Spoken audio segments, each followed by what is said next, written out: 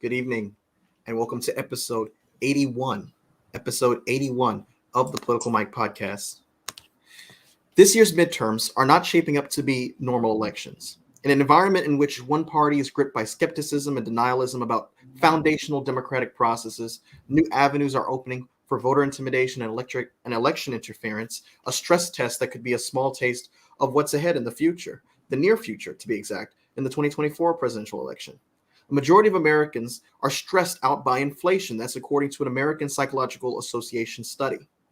They're stressed about the political state of the country, according to this new poll. And this study revealed that by the over 80% of adults surveyed said that inflation is a significant source of stress for them.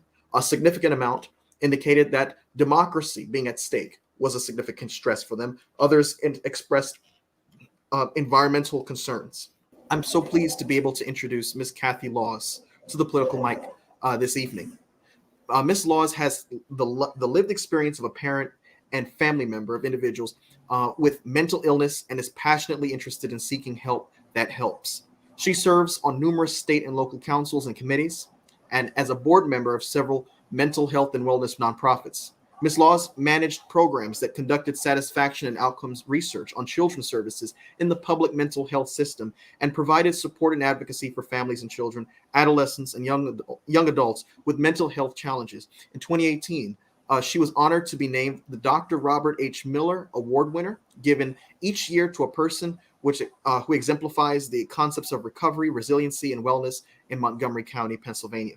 She currently serves as board member at large on the Pennsylvania Mental Health Consumers Association Board of Directors, treasurer on the HopeWorks Board of Directors, and she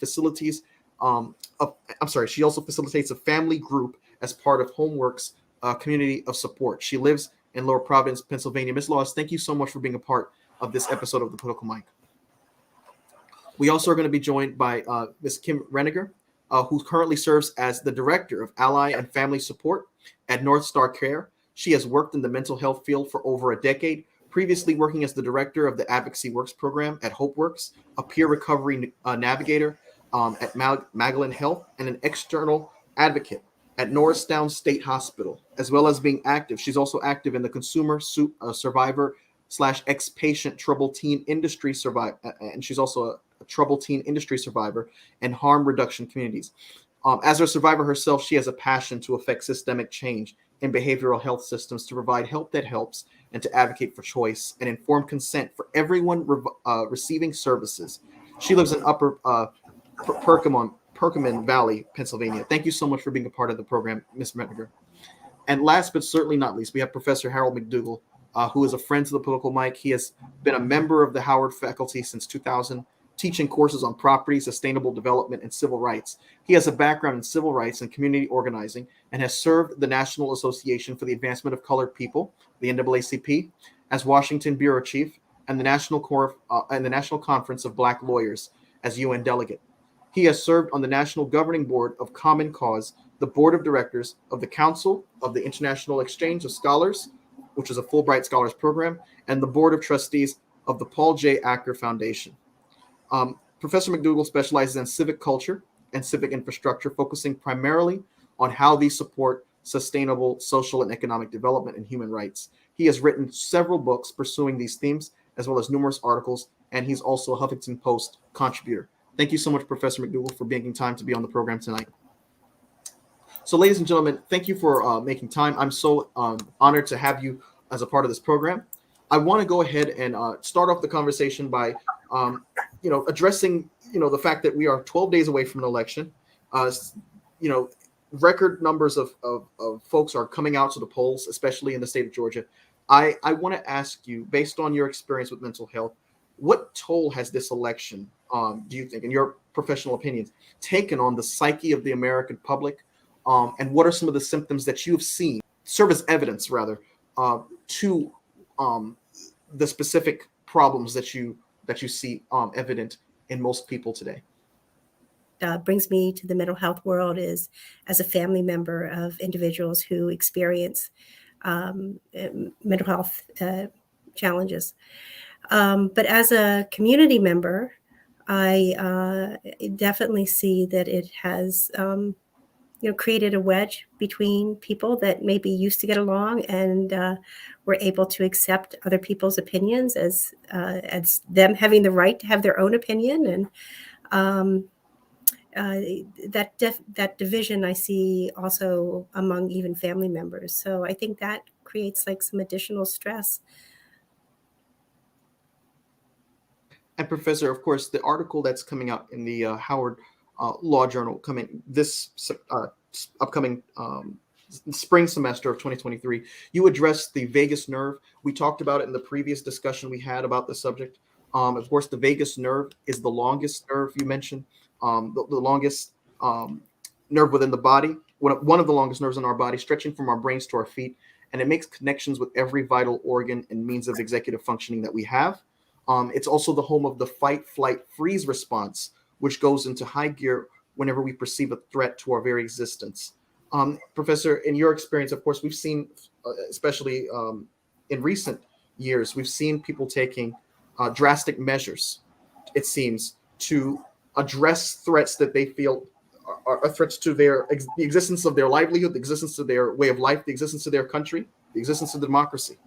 We've seen people take up arms against their own government on January the 6th. We've seen folks before that. There was a precursor when folks stormed the state capitol to try to kidnap the governor, Gretchen Whitmer, in Michigan. We've seen people intimidating those who are responsible for conducting polls in elections. And everything seems to be pointing in the direction that things are only going to get worse.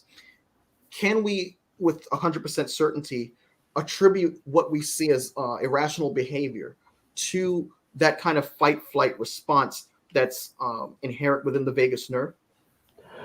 There's certainly arguments that can be made for that, and as Kathy indicated, I'm not a doctor. I mean, I'm a lawyer, but lawyers, what we have to do is we have to very often, to make policy or to move policy forward, we have to listen to a lot of different voices from a lot of different professions: psychology, economics, history, you name it. And I've been doing a lot of that, getting ready for this article. And Kathy is somebody who I've encountered, in that journey, and I want to talk a little bit later specifically about what I feel she really brings, to the table. But the vagus nerve stuff, it's called polyvagal theory.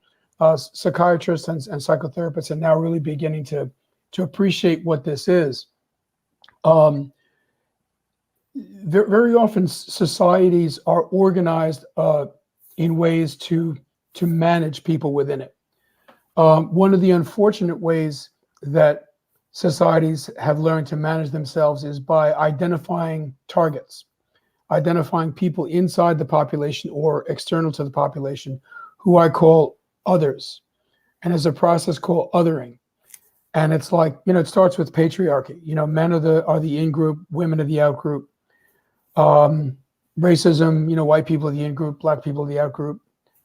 Nationality, immigrants, religion, you name it.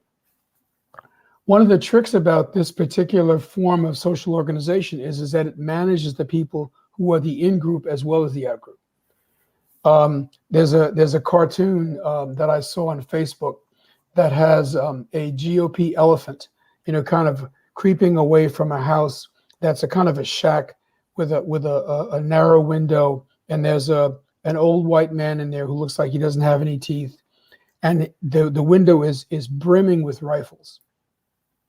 And the cartoon, the GOP guy is elephant is creeping away with these two big money bags, and one says Medicare, the other one says Social Security, and the GOP elephant is looking back at the person in the shack and saying, "Don't let them take your guns," right? So this kind of management, scarecrows, identifying others, identifying, kind of dangers that are not real to manage us. What happens is it kicks off the vagus nerve. It kicks off our fight, flight, or freeze, syndrome, and it has pretty strong effects. These are the kinds of impacts that people who are diagnosed with behavioral health issues, mental health issues, have. These are traumas similar to what people who have been diagnosed with these particular kinds of illnesses have suffered since childhood. Bullying is an example. Some of the environmental toxins, things like that. So there's a psychiatrist, doctor, whose name is Gabor Mate, who's a Canadian, and he was on Democracy Now! A little while ago, and he was talking about some of this stuff, and he said that he had a friend who was a psychiatrist who was a Native American, Canadian, Native. They call them First People or something like First Nation. And he said that people with behavioral health issues in his community were celebrated, were welcomed, because they showed that there was something wrong. When people lose control like this, it lets you know that something is going wrong, something is amiss in the way that we're managing things. And in terms of your opening statement about January 6th, then there's more guns in America than there are people. This is something that the folks who have behavioral health issues may be responding to miner's canary in a way, kind of sooner than the rest of us. But we're all going to be going on through a whole lot. I mean, I'm really not looking forward to these midterm elections. I'll tell you the truth. And, in alignment with what you were mentioning, Professor, the polls have just, I think, amplified the anxieties that many people have been feeling, because when you look at the polls, when you look at how drastically different, when you look at state by state, Senate candidates, for instance, you've got on one hand, in the state of Pennsylvania, Dr. Oz, you got John Fetterman, one endorsed by the former president, Donald Trump, and one seeming to be someone who's going against the grain in his own party. He's someone who prides himself in not looking like an average politician. I believe in his campaign ad, he said, I don't even look like an average person. And so you have two drastically different candidates, not just in style, but also in policy. And yet the polls show that it's a almost neck and neck race. You've got Oz up by 48%, according to a recent poll, and Fetterman at 45%. Look at Ohio. You see a Trump endorsed candidate again at 46%, but you see the Democrat up slightly at 50%, Tim Ryan. Catherine Cortez Masto in Nevada, 45%, and Laxalt, 45%. That's a dead even race right now. And so going, even in the state of Georgia, you've got Herschel Walker up, by about 1% or 2%, and then Raphael Warnock up by what 1% or 2%. Walker's at 47% now. Warnock's at 44%. All of these polls, of course, depending on where you stand on the aisle, can cause so much anxiety, because we've seen also the faultiness of polls about 6 years ago in the 2016 election. In your view, does the polling industry amplify what we're seeing in terms of anxiety? Of course, not everyone is going to take up arms. We've got some folks who just deal with their anxieties in less impulsive ways, but yet we still see that when asked about the state of the country, a lot of folks have negative responses. Is that something that we can only expect more of as we progress? And if so, what specific public policy should be in place to help curb and address some of the anxieties that some people have about the electoral process? Well, two things. One is I'd like to hear from Kathy, about Pennsylvania, but also about what her chosen path is, and I think it relates to what you're talking about in a way that it may surprise you.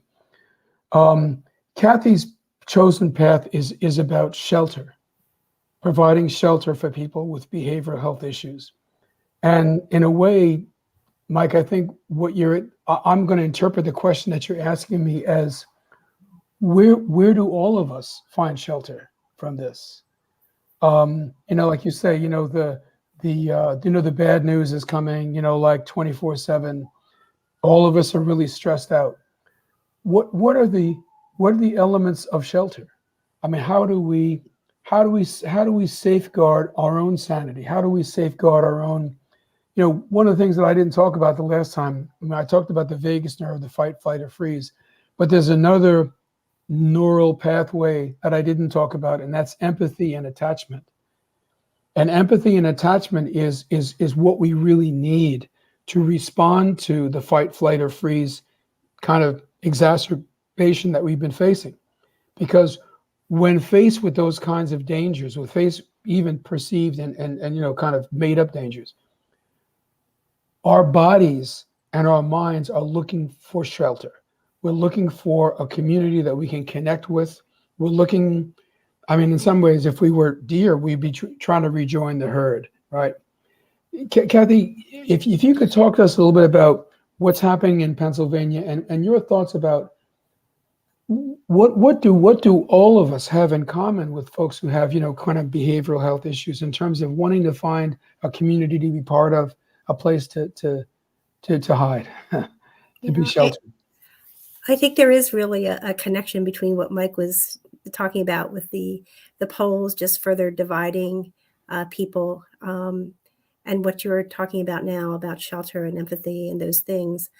What I've been involved in and really just as a learner, not as any kind of expert or anything, but learning and trying to find like-minded people and then trying to make things happen in our community.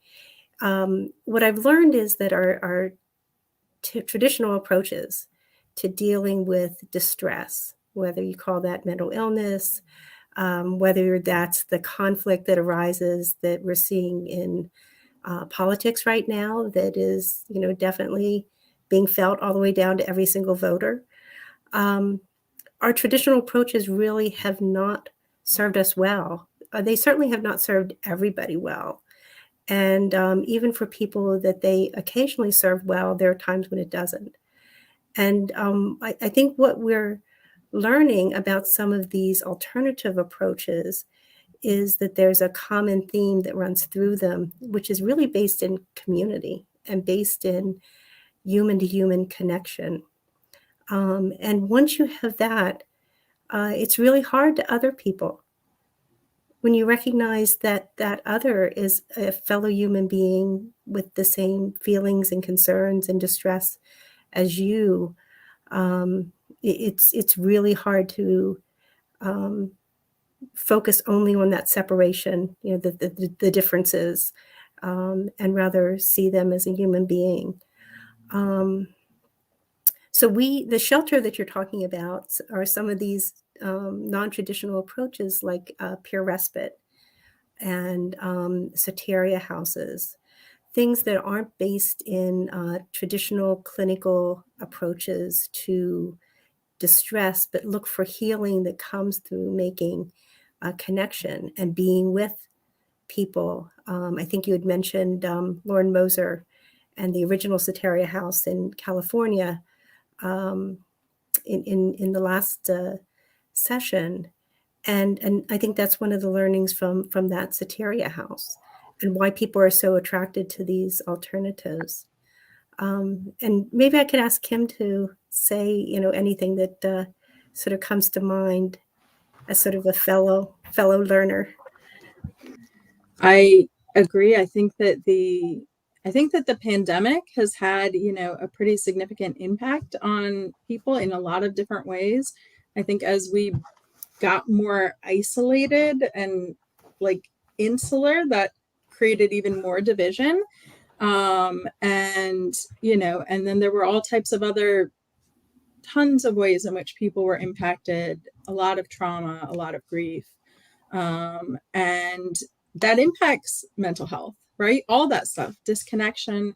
So what we're trying to build in the respite that we're trying to start and other alternative approaches that are being looked into is really finding ways to address that stuff, because that's unfortunately not what gets addressed in the traditional system. You know, in the traditional system, you end up, if it gets to the point where that stuff is too much to manage, and you end up in a crisis, you're sent to a hospital. You're often treated not with a lot of dignity and respect.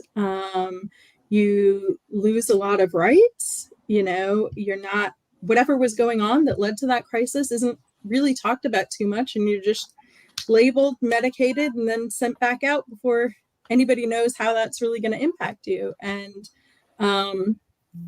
so even in the best of circumstances, that can be even more destabilizing for a lot of people. And in the worst of circumstances, of course, it can be, you know, very harmful and traumatic in and of itself. So what we're trying to do is find ways to help people who are in distress in a way that doesn't take away their rights, in a way where it's help that actually helps, you know?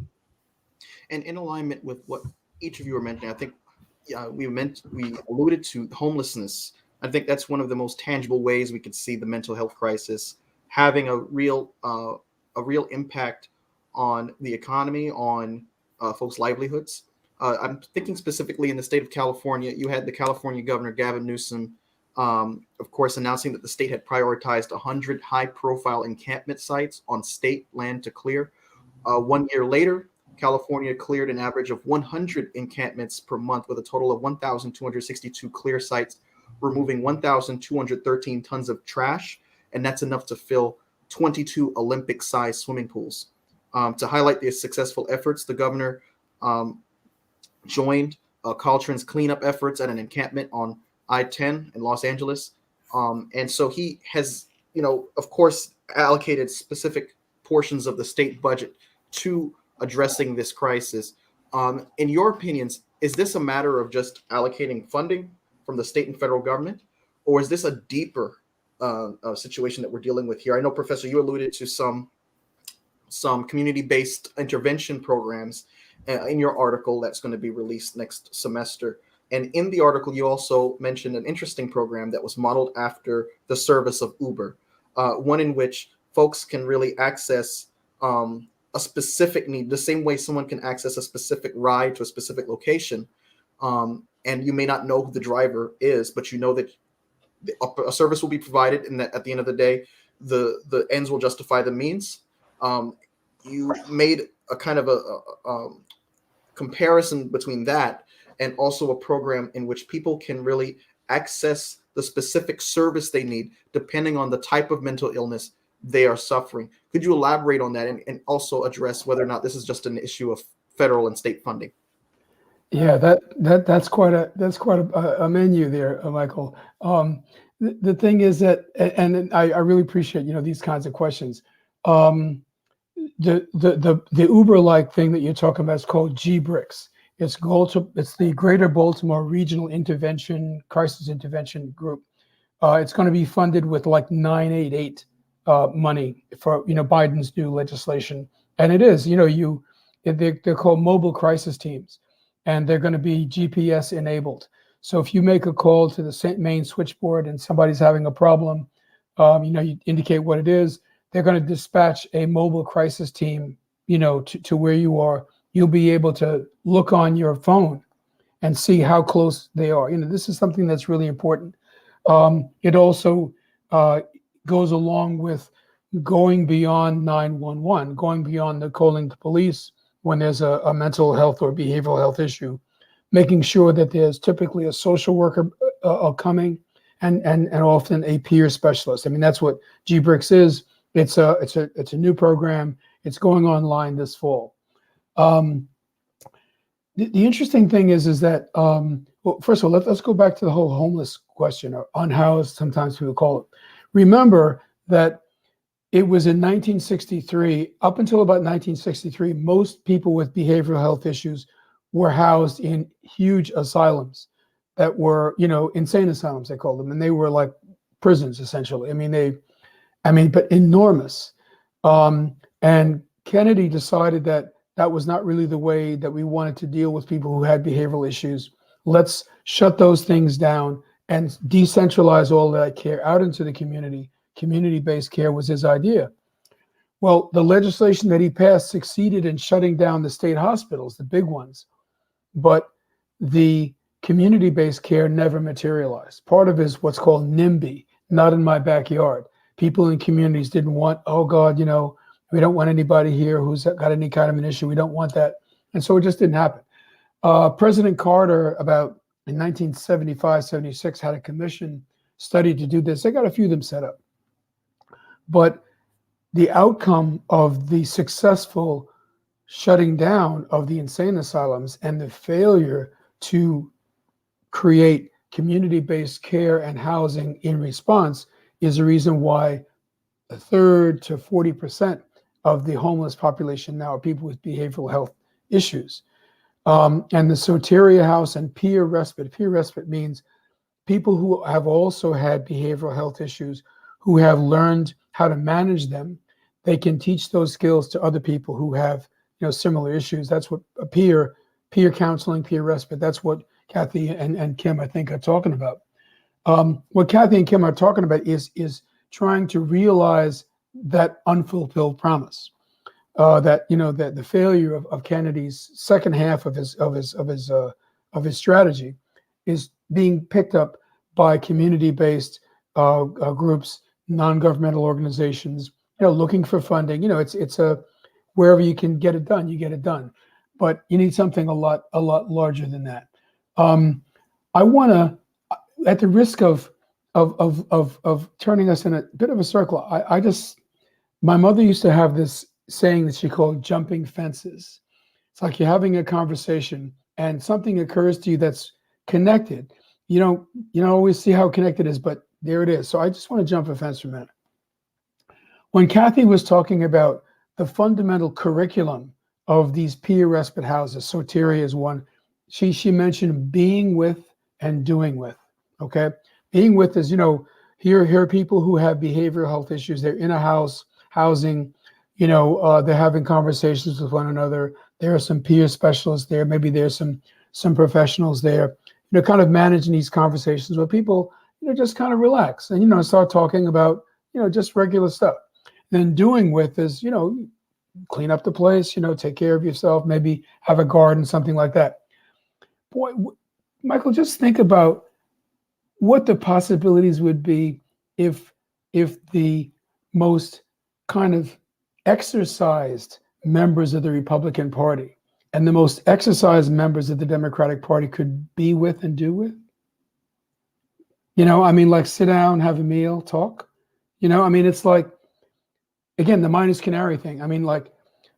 We are looking at, Kathy and Kim, and through my article, we're looking at people who have the most extreme, under the most extreme pressure, having the most extreme kinds of, reactions to these stresses, environmental and social, that we are all experiencing. I'm going to submit to you that the answer, one of the answers to the large scale macro problems that you're talking about is simple humanity. I think that's what Kathy and Kim are talking about. Simple humanity. Find a way. It's very hard to do it, when you're on television, or you're out, drumming for votes. Maybe you need to start having some small conversations in your community, in your neighborhood, with people who you ordinarily wouldn't talk to.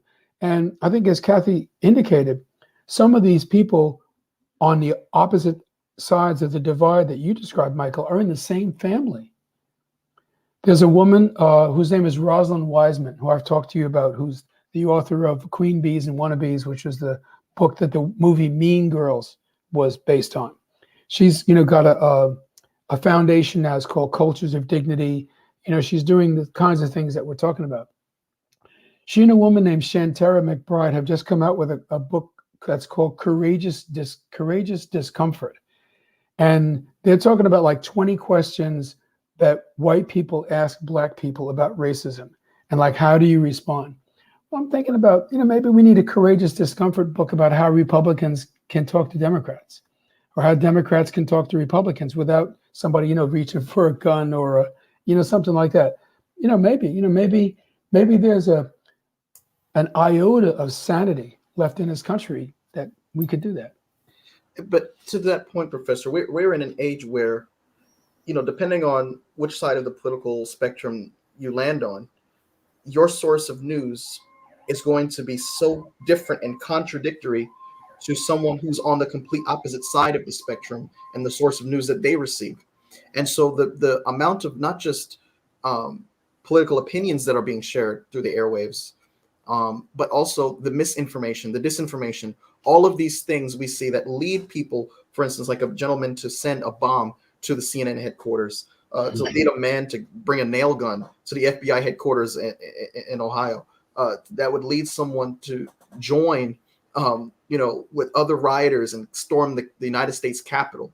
Are we only going to be seeing more of these kinds of incidences despite public attention to the mental health issues that the country is dealing with, and despite significant legislative victories? Earlier this year, the House of Representatives passed a significant piece of legislation specifically to address mental health. The House passed a bipartisan package that sought to address mental health and substance abuse in the United States.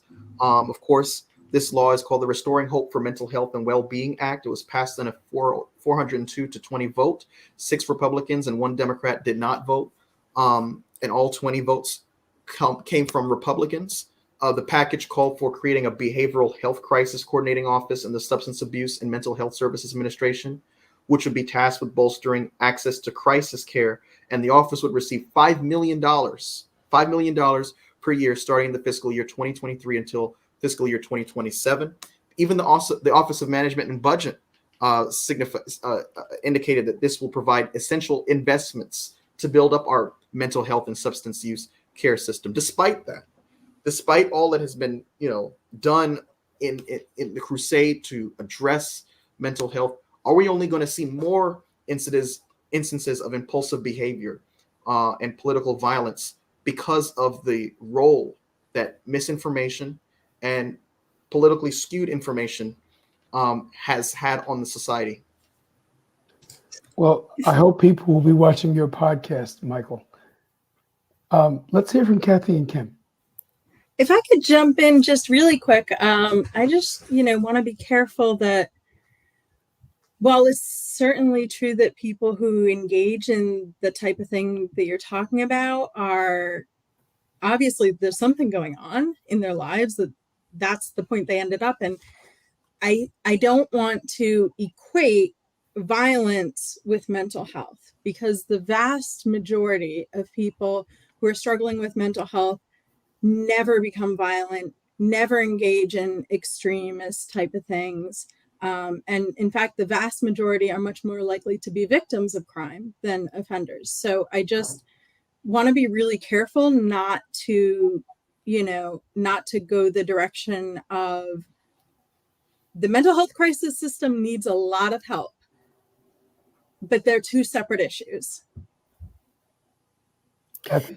Yeah, I think I hope that we continue to be sort of a fact-based, evidence-based country, which I think that's been part of our makeup. And I hope that we get to a point where sort of some of the facts can speak for themselves. So some of the actions that we as a society have taken over the years have not been helpful. There are things that we've spent money on trying to solve problems that not only haven't solved them, but have made them worse. And I wonder if we look back in a few years and what Mike just described happening with homeless encampments in California, if we look back at the money spent in doing that, if we find that it actually made the problem worse rather than better. So I think that there are places in the country where people are looking at what works and what doesn't work, and they're looking for evidence. And there really isn't a lot of research being done on traditional approaches to dealing with distress and mental health, whereas the new things that are coming along are really being held to a different yardstick. People want a lot of evidence around these new things. But I think if we actually did take a chance, and I know that's probably not exciting research to do of researching traditional approaches to distress, but I think we would find that we're spending money on things that just don't work. But there are places in the country that are beginning to do things differently. So last year, Oregon chose to pass a law to establish funding for peer-run organizations, specifically peer respites. And I think they're getting ready to open like four this year. So they've, rather than sort of fighting how services are funded through our commercial insurance, Medicaid, Medicare system, which is very entrenched and has a lot of entrenched interests out there that want to see the status quo continue, they've chosen to take some of their general funds and fund this, and in a significant way that I think is going to impact enough people that research will show that it's coming up with some of the results that we're looking for: reducing homelessness, helping people live good lives in the community, the kind of outcomes that we really want for all of us. I know that there are folks in Arizona right now that are working on similar legislation. We'd like to do something like that in Pennsylvania, rather than just sort of be at the mercy of having any kind of alternative approach, be sort of at the mercy of sort of the traditional Medicaid, Medicare funding. One thing I think, Michael, I think the answer, part of the answer to what you ask is coming from Kathy and Kim about that things can be done at the local level. We have a tendency, particularly progressives and liberals, we have a tendency to look to the federal government for answers. But the political map of the country is changing. Like 3/4 of the state legislatures are now run by Republicans. A lot of Republican governors and stuff. But there are blue cities inside those red states. So I think at this point, it's like, I wrote this book about community organizing in Baltimore. It's called Black Baltimore, New Theory of Community, some time ago. And I started out with this massive kind of theoretical construct about community-based activity and stuff like that. And I was visiting at Cornell and giving a seminar on it. And one of my colleagues up there, he said, he had read the manuscript, said, "Harold, this is great stuff, but you and I are the only ones who are going to be able to understand what you're talking about." I said, why don't you find a community where people's lives kind of resonate with the things that you're trying to say and see about that. So I wound up in Baltimore. And the book is like 8 chapters. And the first 2 chapters, the first chapter and the last chapter are still kind of theoretical, but everything else is interviews with people where people are saying things like people with 5th grade educations are saying things, capsulizing stuff that I researched through 2 or 3 books to say. Prelude. One of them is a minister who says to me, he says, "Harold, don't lament lost opportunities. When the Lord opens a new one for you, give it all your allegiance." All right? So it's like, who knows what's going to happen in Congress? But that might be a lost opportunity. Maybe it's one that will open up. But we have neighbors. We have towns. We have counties. We have states. We have lots of places where we can try to do the right thing. And we're not being blocked in every one of those cases, in every one of those places. So we have to move wherever we can move. This is what Kathy and Kim, I think, are really good examples of. Kathy, like in Pennsylvania. But Kim, I wanted to, kind of elaborate on what you're saying about, yes, it's certainly true that it is very easy for folks to conflate behavioral health issues with violence. And as you say, a person with a behavioral issue is much more likely to be a victim of violence than a perpetrator. That said, the commonality, I think, is that the people who are, storming the capitals and all this kind of stuff, people are responding to stress. Folks who we identify as having behavioral health issues have typically been exposed to stress since they were quite young. There's some NAMI stuff about how the brain grows. And, basically our brains are growing from the time we're in the womb till we're about 30.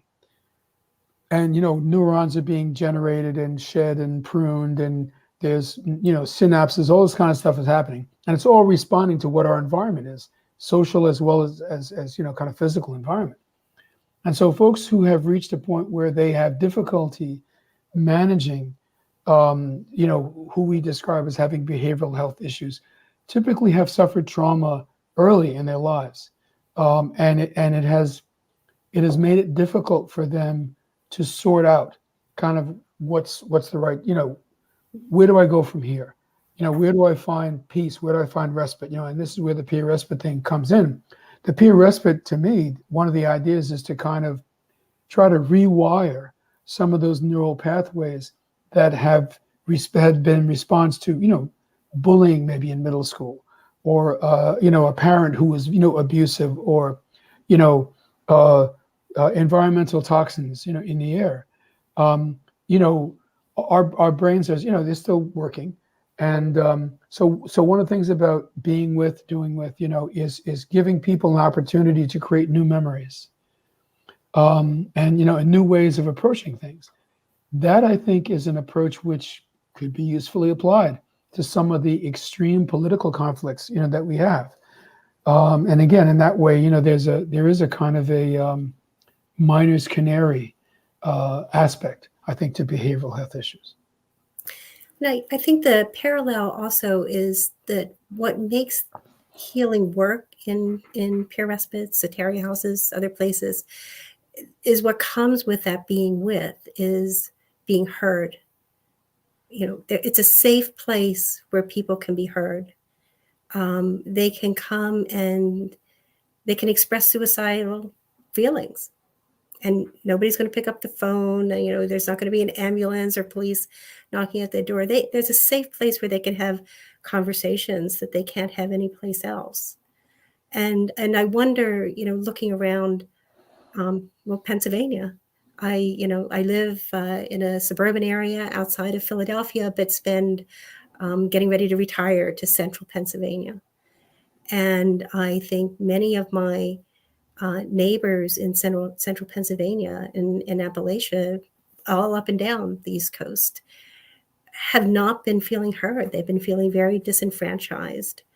And I think that has led to being, divided from others in the community, because we're talking at each other, trying to convince each other of a position, and nobody's really listening.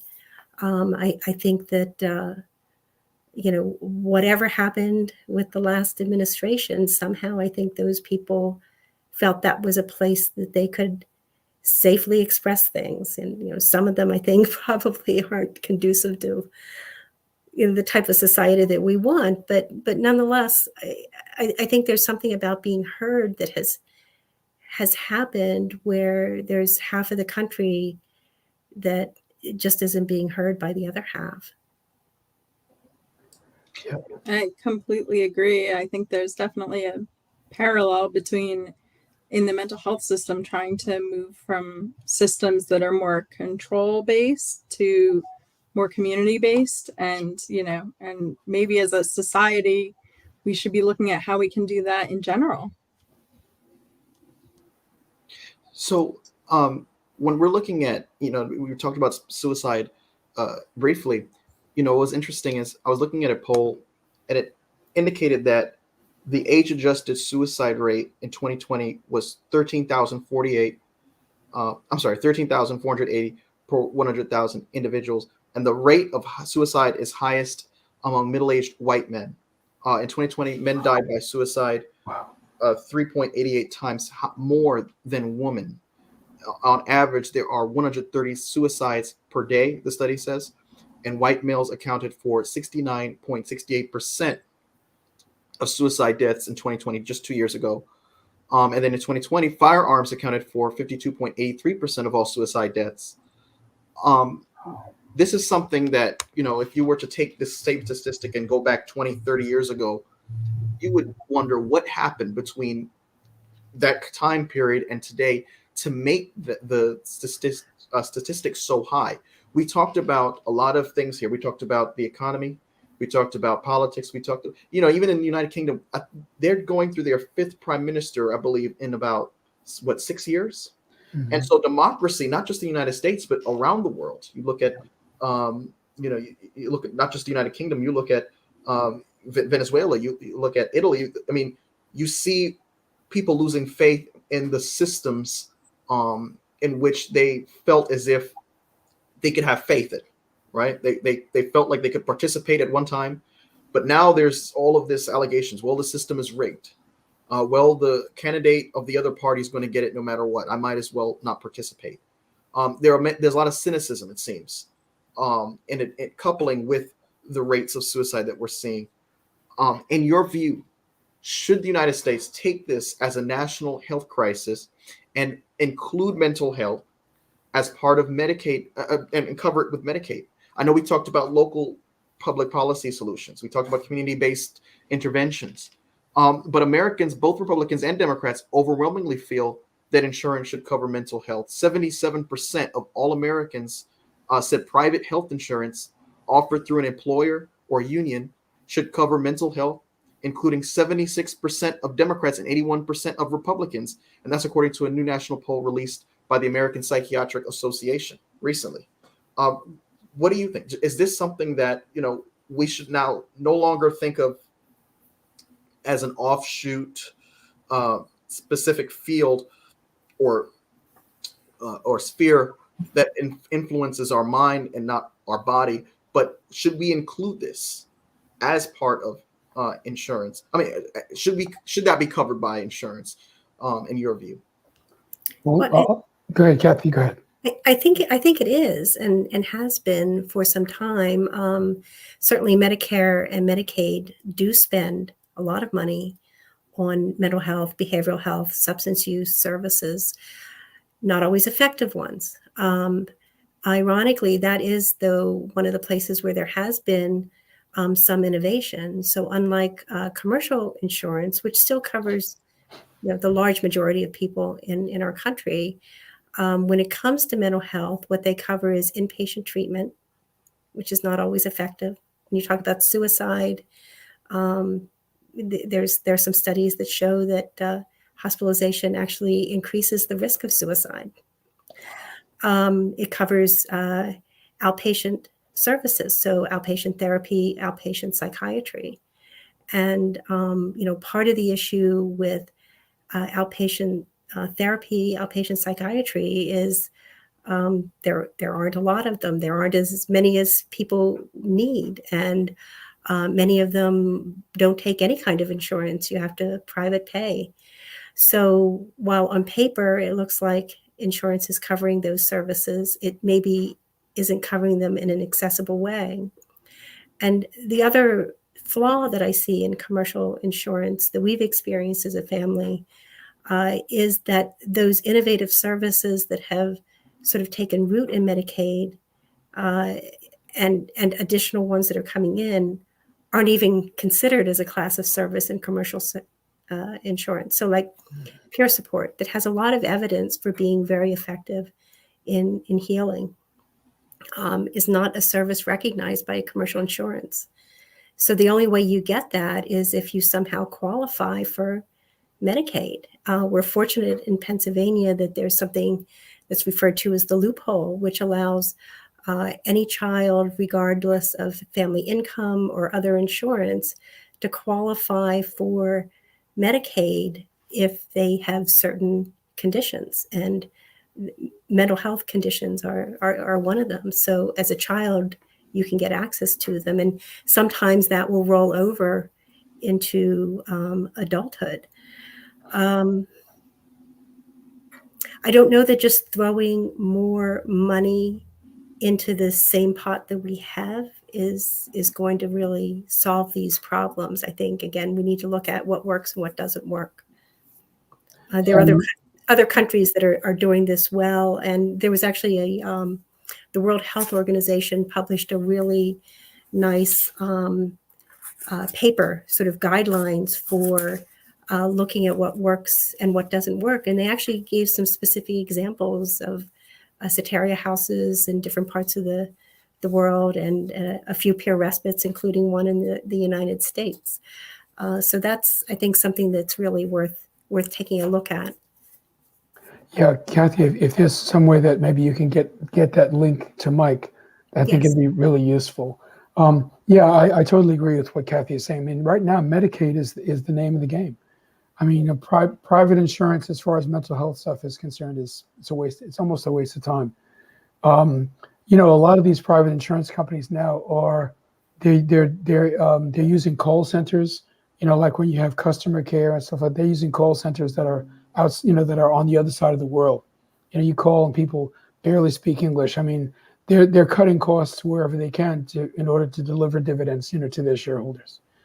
So it's, the Medicaid is, again, it's kind of the name of the game right now. One other thing, though, that's an interesting, kind of development is the drive to merge behavioral health and primary care, so that people who are primary care practitioners are now going to be able to deliver some kind of rudimentary, behavioral health support and services as well. There are things called federally qualified. It's like, think of urgent care. Like these urgent care things. If they're federally qualified, I have the legislation. I'm revising my article to reflect some of this stuff. There's like 10 or 11 of them, like in Montgomery, in Howard County, in Maryland, where I live. They're like urgent care centers where you can go, to get, you scratch your finger or whatever it is, but you can also see a psychiatric nurse practitioner for medication management, or you can see a clinically trained social worker. These are folks who don't have to go as far in the university system as psychiatrists and psychologists. So this, we're looking at possibly the development of a whole new kind of cadre of people who can provide behavioral health issues at a lower cost and in more accessible, kinds of situations. And of course, these are all outpatient. These are not inpatient services. Kim, did you have any thoughts? No, yeah, I was just going to echo what both you and Kathy said about, I think that's one of the big holes in the system right now, is that if you're working and you have private insurance and you're struggling, but you're kind of hanging on, you don't have access to a lot of these services. And it's almost like you have to fall to a certain point before you can get some of these more innovative approaches. So I would love to see there be some way, and I don't know what the answer is there, but some way that people could get help sooner before it gets to that point where they need to be on Medicaid and Medicare and everything that happens in a person's life to get them to that point as well. Yeah, I think that certain kinds of curricula need to be introduced, like into the public schools, middle school, high school, where the kids are already suffering some of this kind of pressure, bullying as well as academic pressure. And I'm actually working on a pilot project in Howard County right now for something that are called psychoeducational multifamily groups. You bring like maybe about 6 or 7 families together, and this may be a class that has maybe 20 or 25 kids in it. You would like organize, groups inside the class, like maybe maybe 3 or 4 groups of 7, and they would be given information about behavioral health issues, kind of support one another, provide mutual aid, things like that. I mean, these are possibilities as well. Mike, I'm sorry, you were going to say something. Oh no, I was, as we're talking about public policy solutions and what should be done, I was wondering if you think, we've got a lot of candidates out there, a lot of interesting characters running for office this time around. And one of the biggest things that some of these candidates are peddling for political purposes is what the media and what many people have known to have come to know as replacement theory. The idea that not only is the country getting browner, more diverse, but because of that, the byproduct of that is that those who are, I guess, able to trace their lineage in this country for a certain amount of times, white Americans in the Rust Belt in the middle of the country, are going to be replaced. Their jobs are going to be taken by folks who are coming from overseas, folks who are coming from across the border. And you've got candidates using that to galvanize support, to peddle fears for their own political gain. I was looking at a poll that was conducted by the University of Massachusetts Amherst, and they found that 1/3 of Americans believe in the Great Replacement theory. Their latest poll also found that 2/3 of Republicans believe some form of the tenets of the theory, which claims that the United States is at risk of losing its national and cultural identity as a result of the growing influx of immigrants entering the country. In your view, is part of getting to the root of the problem, actively fighting or politically, mobilizing to ensure that those who are trying to use these kinds of theories to take office are not able to become successful during elections? In your view, is that an effective way to get at the root of the problem? How would you do that? Backing candidates who oppose them. Oh yeah, sure. I mean, supporting- yeah. I mean, that's the thing. I mean, but the replacement theory, that's othering. That's classic. I mean, it's a classic button pushing. It's the GOP elephant, creeping away, and that's what that is. But the thing about Rosalind Wiseman's book about courageous discomfort, is how do you talk about somebody on the other side? I mean, this could be somebody on the other side of your dinner table who believes this stuff. And they're on a book tour now talking about, how do you talk about this? And the one thing you don't do is just say, you're just wrong, your facts are wrong, you're completely out of your mind. There's a way to talk to people. You try to move away from the fight, flight, or freeze and move towards empathy and attachment.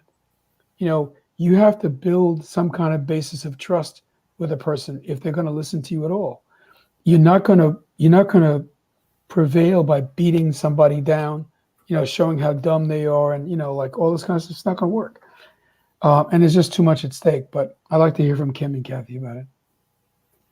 I think, Harold, that's a good reminder for me, because my first instinct is to say, I don't have a drop of, Native American blood in me that I'm aware of. And I'm sure there was a part in this nation's history that my family were immigrants. They weren't turned away. Maybe they weren't welcomed, but, here we are. So, but you're right. That's sort of almost a combative approach. I don't know how to listen to that. That's a really difficult one. I think you try to, if we're, maybe we all need to be trained like in active listening, and this Courageous Discomfort thing, I think, is a good book to take a look at. But also, some of this is elementary psychotherapy. It's like, I'm sure that people who are trained in psychotherapy, they have people walking in there who are saying all kinds of stuff. And they're not like, oh no, that's wrong. You're not wrong. You can't do that. You can't say that.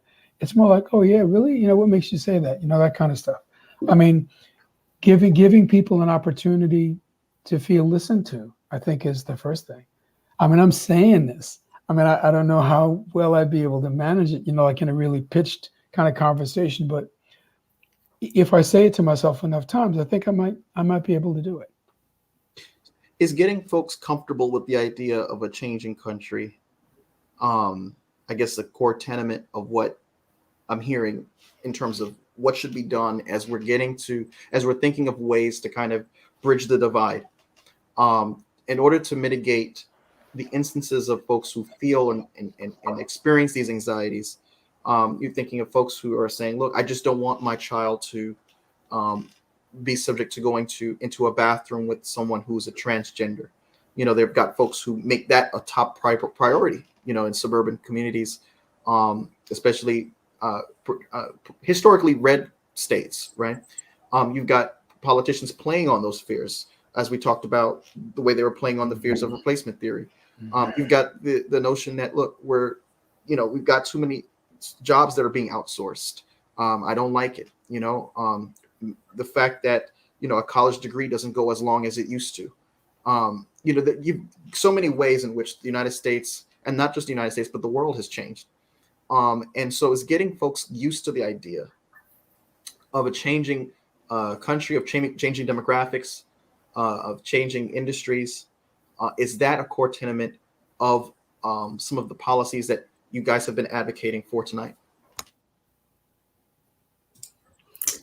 I wouldn't have Yes. necessarily thought it that way. Oh, go ahead. It is. Yeah. I think when you frame it that way, Mike, yes, I think that is true. Sorry, Kim. Yeah. No. I yes, and I think that we've always been in a changing society. Like, the fact that we're in a changing society isn't new. It's sort of been that way since the beginning. But it does seem like we're more fractured than we were in the past. And so I think that, to go back to some of what Kathy and Professor Harold were saying, if we can find ways to not necessarily agree with things that we don't agree with or that seem wrong, but remain open to the people. You don't have to agree to be able to remain curious and try to understand where a person's coming from and how they got to that point. And, at a human level, we can relate to each other. We don't have to agree, but we can still have respect for each other. So I really like that. One of the things that I was saying to some law students the other day was, I said, being a lawyer is a role. It's not an identity. You don't want to be a lawyer to your wife. You don't want to be a lawyer to your friends. You want to be, in a way, Kim, what you're talking about in terms of who we are, I'm a person of African descent, Kathy's a descendant of immigrants, those are roles, those are roles that society has assigned to us, but it's not who we are. It's not our identity. Our identity is who we are when we wake up in the morning and then what we do that day. And I think if you can create opportunities for folks to see that in each other, then you can build community. I think you can do almost anything. Some of the early, there've been times in the history of this country where that has happened, like the civil rights movement, for example. Like people just, I mean, they've what's his name? I guess it's not de Tocqueville. I'm trying to think who it was. Might be. There was a French guy. I can't remember his name. De Tocqueville. He was my professor. I can't remember the guy's name. I think it's Alexis de Tocqueville, but I'm not sure. Who toured the United States? Right after the, I guess after the Revolutionary War. I'm trying to think. It was maybe later on, but he was kind of amazed at all the examples of cooperation he saw. Like people like out in rural areas, everybody would get together and help somebody build a barn, or harvest a crop or something like that. There's an undercurrent of cooperative activity in this country that is, people, have to kind of study it now to find it. I mean, one of my students is actually writing an article, writing her research paper about, cooperative, movements in the United States. And it's like, we can do this. We can do this, but it's not because some politician is up there trumpeting, how he's got the answers to everything and all of this stuff. That's not what it is. No, it's people that you see at the bus stop. People who your child goes to school with, who are very, very valuable human beings. If you have the courage, to kind of turn the volume down on all of this misinformation that Michael has been talking about. If you have the courage to just turn that down a little bit, you might find that this person across the table from you or across the street from you or something like that is actually a really interesting person. That's all I got. And that's a perfect way to segue into that, because I was looking at a study and it said that more Americans see the other side as a threat to the country than ever before. It used to be where folks just disagreed on a particular, way of doing things, a particular economic policy. But now we're getting to the point where if I don't vote against this person, the country is at stake. I was listening to the radio last night and someone said, I have to vote for Herschel Walker or we'll lose America. When you think of things that drastically and when it becomes a repeated, way of viewing the news and viewing political events and world events, it's rational to kind of, not commit violence, but to be as staunch in your own perspective as much as possible and refuse from compromising in any way. And so I guess to what each of you have been mentioning, it comes, down to breaking down that kind of way of thinking, no longer thinking of the other person as a threat to the country, even though it's hard because we saw January 6th with our own eyes, right? We saw the result of misinformation play out right in front of us. And we see it now as people running for Secretary of State are vowing to overturn elections. Mm-hmm. And so it's a very complicated issue because on one hand, you don't want to demonize, but on the other hand, you do want to take it seriously. You do want to galvanize people to ensure that democracy is intact, but at the same time, you don't want to alienate folks. And so as we conclude, where do we strike the perfect balance between those two goals of making sure that folks are heard, like we talked about, making sure that folks are not demonized and vilified, but also ensuring that, repeated events like January 6th do not happen again or even come close to happening again?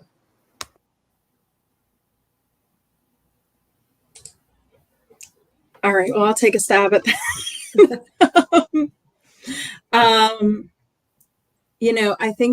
I think that you hit the nail on the head when you said that it's complicated.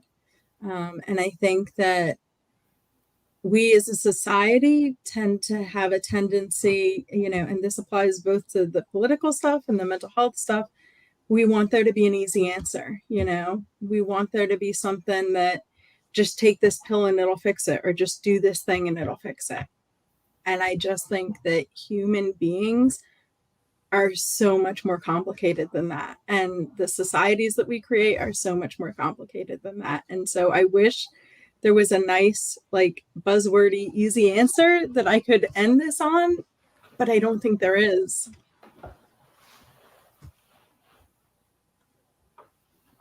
I'm waiting for Kathy. I'm just reminded of my grandfather, who was a school teacher, and in previous generations there was something called civics that was taught, and I think the idea of having a civil society is something that we need to find a way to get back to, and I think we can only do it by doing it. Each of us can play our part. Each of us can be reminded to go ahead and have that conversation at the dinner table and to just sort of be able to listen to the other. We have to find a way. I think we have to do it, but I don't have an easy answer either. Yeah, Michael, I think you're right. This is not just happening in the United States. I mean, it's happening in democracies. Well, the democracies worldwide have become more representative and less democratic. And I think as a result, people don't feel they're being listened to because they're not. You might see your representative once every two. I'm talking about national stuff. Local is different. You have a lot more options there. But at the national level, you might see your congressman or senator every 2 years to get your vote. But try calling them in between. There are lobbyists, with lots of money, in there. So it's. I think that folks are discouraged. I mean, they're disheartened and they're scared. But even still, we're still human, and so that whole thing about the role and the identity, our role, somebody's role might be to be the January 6th, go out there and, do that, or, be a proud boy, or be this or be that. But what's their identity? Who are they really? Do they have children? Do they love somebody? I mean, it's like this is being with and doing with. I mean, this is what, what we're talking about is a cure for mental behavioral, health issues. It's also something that we all need to be doing to kind of relieve the stress and the anxiety and I say craziness. I mean, this, I mean, it's we got a big job to do. And I'll tell you, Michael, it's as much, it's probably more a job of people of your generation than mine. I mean, in the sense, I mean, I'm gonna do everything I can, but you guys, you're gonna be around for a while, and you got, pay attention. Take care. Well, Professor McDougall, Ms. Laws, Ms. Renninger, thank you so much for what you brought. This was a very thoughtful discussion. I thoroughly enjoyed this. And Professor McDougall, for those who may have missed part one of this series, where can, or when can, I should ask, we expect to see the journal that you've published? Could you repeat the date for that and where we can access it? It's supposed to come out in spring 2023. For now, you can access a draft of the article by searching my name in the Social Sciences Research Network, SSRN. If you just put McDougall, SSRN, and the title of the draft is Neurodiversity and the Mental Health Crisis. So if you go McDougall, SSRN, Neurodiversity, you'll be able to pop it up. You'll be able to read a draft of it. Thank you so much for all that you brought to this very thoughtful, very important discussion on mental health. We are 12 days away from the election, and I always encourage at the end of the program for folks to, refrain from sketchy sources of news and challenge the sources of news that you do plug into. It's important that you stay informed as you're exercising your civic duty and vote. And so thank you again, panelists, for what you brought. I really thought this was a very enlightening discussion. With that being said, that concludes episode 81 of the Political Mic. Thank you all so much for tuning in. Thank you.